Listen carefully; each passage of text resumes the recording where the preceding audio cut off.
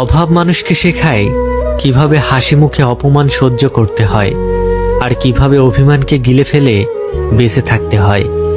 আজকাল সম্পর্ক গড়ে ওঠে পকেটের ওজন দেখে, মন দেখে নয়। স্বার্থপরতার এই যুগে টাকা ছাড়া কারো আসল মুখ দেখা যায় না।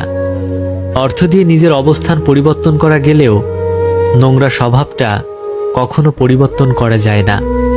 পৃথিবীতে সবচেয়ে উপেক্ষিত মানুষ সেই যার কাছে টাকা নেই। তাদের দেখলে সবাই ভয় পায়, ভাবে যদি কিছু চেয়ে বসে।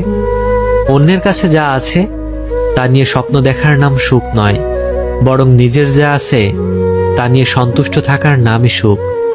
অবহেলা পেতে পেতে মানুষ একসময় বুঝে যায় যে কারো চোখে নিজেকে ছোট করার চাইতে সম্মান নিয়ে দূরে থাকা ভালো।